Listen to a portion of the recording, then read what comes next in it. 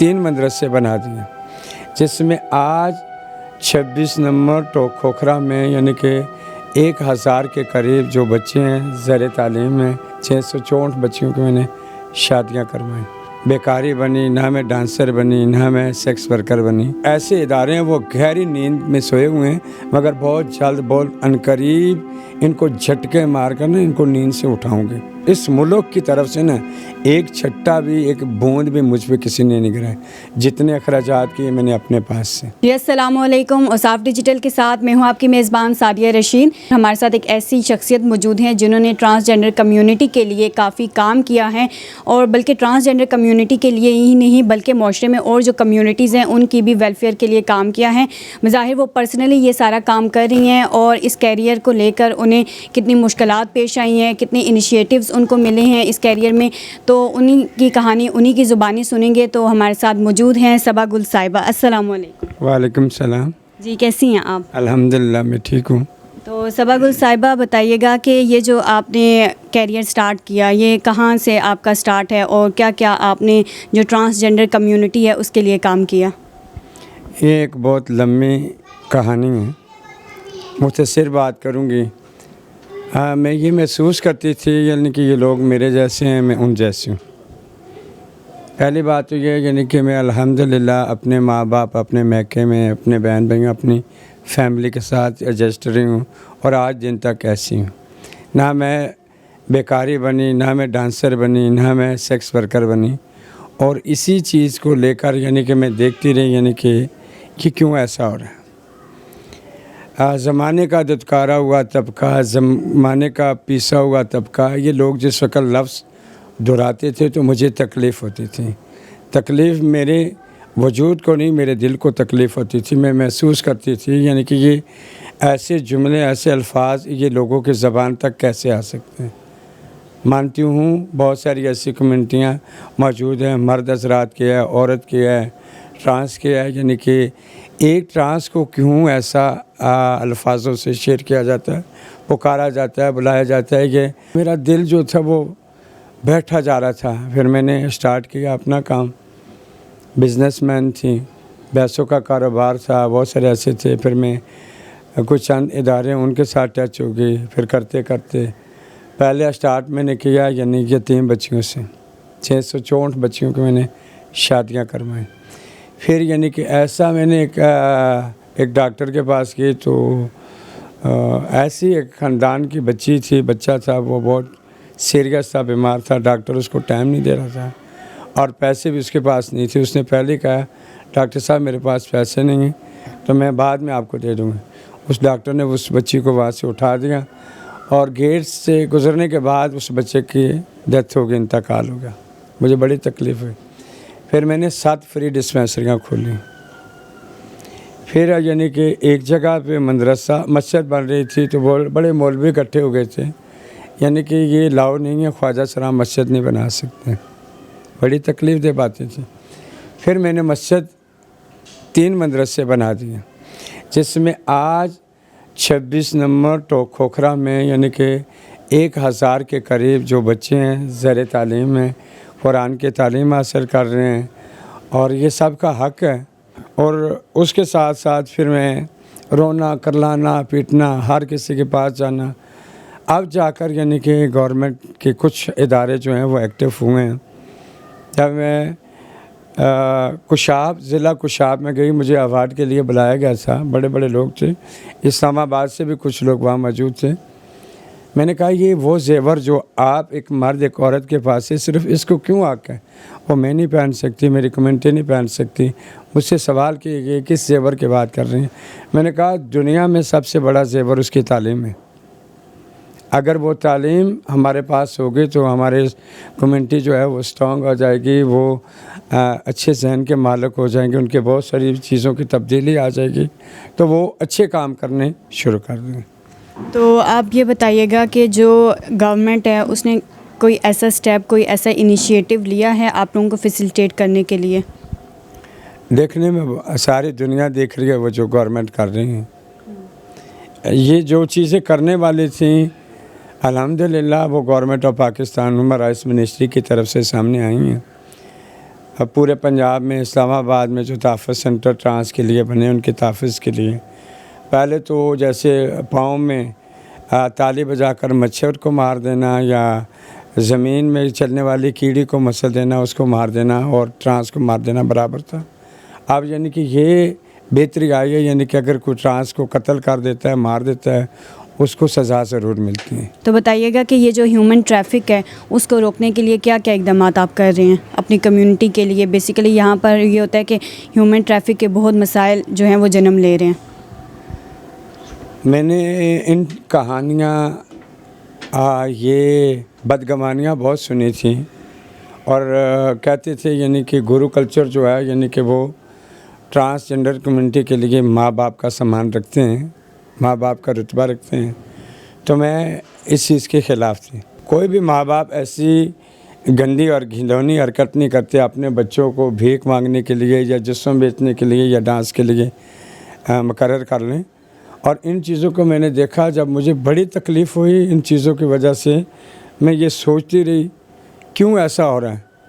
پھر یہ لاکھوں روپے, ہزاروں روپے, 5 لاکھ 10 لاکھ ہر جگہ میں یعنی کہ ویڈیوز بنا کر یہ حقہ پانی بند کر کے ان کو بیچ رہے تھے.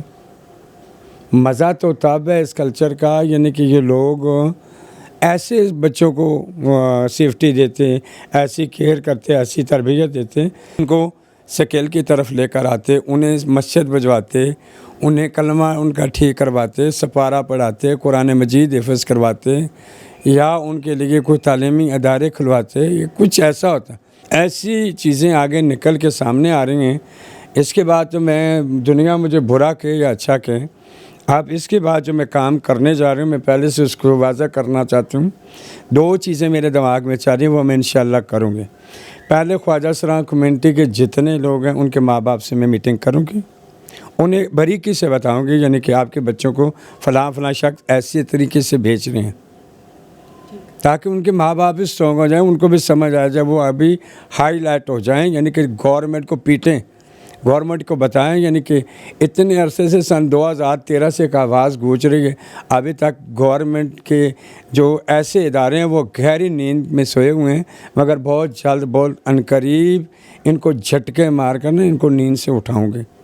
تو آپ یہ بتائیے گا کہ یہ جو اسپیسیفکلی ایک گرو سسٹم ہے, کہتے ہیں کہ ٹرانسجنڈر گرو سسٹم ایسا ہے کہ اس کے اندر جتنے بھی آنے والے جو ٹرانسجنڈرز ہیں وہ باؤنڈ ہو کر رہ جاتے ہیں, تو یہ اوور آل سسٹم کیا ہے؟ اصل میں وہ ماں باپ کی چڑکیں, ماں باپ کی پابندیاں, ماں باپ کی تکلیف سے بھاگتے ہیں جس وقت نا, تو ان کو کچھ چند دنوں کے لیے یعنی کہ انہیں اس کمیونٹی کے اندر خوشیاں ملنا شروع ہو جاتی ہیں, وہ آزادی ملنا شروع ہو جاتی ہے. آج پاکستان کے اندر دیکھیں ہر یعنی کہ صرف ٹرانس نہیں, میں جو بات دوسری کرنے لگی تھی میں وہی بات کرنے لگی تھی. دوسرا جو میرا مشن ہے, میں گورنمنٹ آف پاکستان سے اپیل کروں گی ہر مرد کا HIV کا ٹیسٹ کیا جائے, پتہ چلے گا ٹرانس کتنے ہیں اور فیمیل کتنی ہے اور مرد اثرات کتنے ہیں. میں وہی بات کرتی ہوں, پانی میں ایک مچھلی گندی ہوتی ہے, پورے تالاب کو گندا کہا جاتا ہے, مگر لوگوں آپ یہ سمجھو اس ایک مچھلی کو نکال کر نا تالاب کی کیوں نہیں صاف کرتے؟ ایک مچھلی کو نکالو.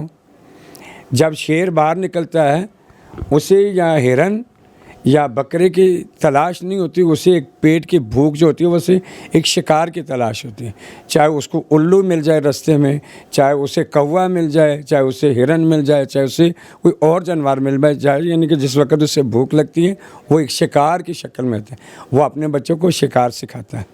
ہماری گورنمنٹ آف پاکستان موجودہ نگران جو بھی ہیں یہ اس چیز کو سمجھے, لوگوں کو شکار سکھائیں, لوگوں کو طریقہ بتائیں, یعنی کہ اس میں اچھی طریقے سے ٹرانسجنڈر کمیونٹی کو سپورٹ کریں. اس ملک کی طرف سے نا ایک چھٹا بھی ایک بوند بھی مجھ پہ کسی نے نہیں گرائے. جتنے اخراجات کیے میں نے اپنے پاس سے, مجھے ثابت کر کے دیں. ایک بڑی حیرانگی کی بات ہے, آج دن تک میرے پاس نا کوئی بینک اکاؤنٹ نہیں تھا, ایزی پیسہ اکاؤنٹ نہیں تھا, کچھ بھی چیز نہیں تھی. تو یہ گورنمنٹ مجھے الٹا سوال کر کے پوچھے اتنے پیسے تیرے پاس آئے کہاں سے, پوچھتے مجھے. نہ انہوں نے مجھے اچھی بات پوچھی, نہ مجھے انہوں نے بری بات پوچھی, مگر الحمدللہ مسلمان ہونے کے رشتے, نبی کا کلمہ پڑھنے ہونے کے رشتے, ایک انسانیت کے حساب سے میں نے جو میرے دل دماغ کو اچھا لگا میں وہ کرتی رہی۔ اصل میں یہ ہوتا ہے کہ جو ٹرانسجینڈر کمیونٹی ہے ان کو ایکول رائٹس نہیں دیے جاتے سوسائٹی میں، تو کیا ابھی کوئی ایسے سٹیپس ہیں کہ ان کو ایکول رائٹ جیسے ایک عام شہری کو رائٹس ملتے ہیں انہیں بھی ویسے ہی حقوق دیے جائیں؟ کوشش ہماری یہ ہوگی، یعنی کہ ہم کسی پہ کوئی امید توقع نہیں رکھتے، یہ حقوق جو ہیں وہ ہم خود چھین کر لیں گے۔ جیسے کہ میں اب بہت سارے ٹرانس کو اسٹال لگا کر دیے ہیں، بہت سارے ٹرانس کو ٹیچنگ کے لیے نوکریاں دلائی ہیں، بہت سارے ٹرانس کو ایسی جگہ پہ نوکریاں دلائی ہیں، مگر میں جھگڑا کر کے دلاتی ہوں۔ لوگوں کا کہنا، لوگوں کا سننا، لوگوں کا ماننا یہ ہے، میں کہتی ہوں، کہتے ہیں یہ گندے کام کرتے ہیں۔ میں نے کہا چلو ٹھیک ہے، آج کے بعد نہیں گندہ کام کریں گے، آپ نا 10,000 سیلری پہ آپ اسے اپنی دکان پہ ملازم رکھ لیں۔ اگر اس میں کوئی الٹی سیدھی حرکت ہوگی نا تو آپ مجھ سے شکایت کرنی، میں اس کی اچھی تربیت کروں گی، میں چھان پیٹ کروں گی، آپ اسے نوکری پہ رکھ لیں۔ لوگوں کو مجبور کرتے ہیں ہم، کیونکہ آپ ساری زندگی آپ لوگوں نے ہمیں استعمال کیا، ہمیں یوز کیا اور ہمارے حق چھینے، تیرا کوئی اولاد کا قتل کیا ہے، تیرے مان سامان کا قتل کیا ہے۔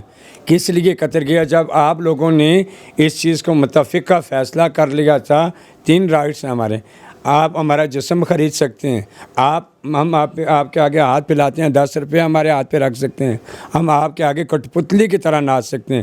کیا یہ لیگل ہے ہمارے حقوق؟ تو ایک دن ایسا آئے گا، پورے پاکستان سے آواز گونجے گی، آزاد دھڑا زندہ باد۔ آپ جب اس سسٹم کو ٹرانسجینڈرز کو آزاد کرواتے ہیں تو آپ کی جان خود بھی خطرے میں ہوتی ہے، تو کیا آپ کو ایسا کوئی سین دیکھنے میں ملا کہ آپ کی اپنی جان کو خطرہ ہو سکتا ہے اس سے؟ بہت زیادہ۔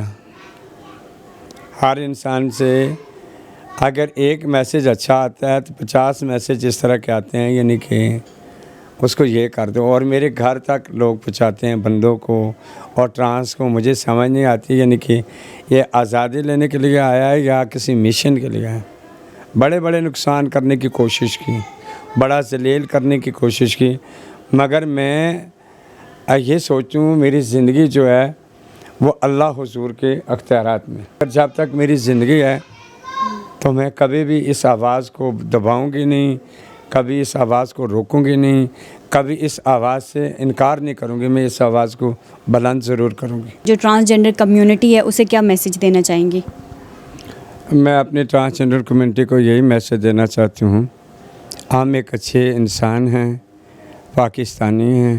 اگر ہم اپنی انسانیت کو اگر دیکھا جائے تو ہم ان چیزوں کو ریموو کریں اپنے دماغ سے، اپنی سوچ سے، اور ہمیں اللہ تعالیٰ کی ذات دینے والا بنائے، لینے والا نہ بنائے۔ اس میں محنت کرو، مشقت کرو اور اپنے ماں باپ کا نام روشن کرو۔ پاکستان کا تو کبھی بھی نام اس طریقے سے آپ روشن نہیں کر سکتے ایک بیکاری بن کر، اور ایسے اعمال آپ گٹھے کریں جو آخرت میں آپ کو کام آئیں گے۔ تو اسی کے ساتھ اپنی میزبان سعدیہ رشید کو اجازت دیجیے۔ اللہ حافظ۔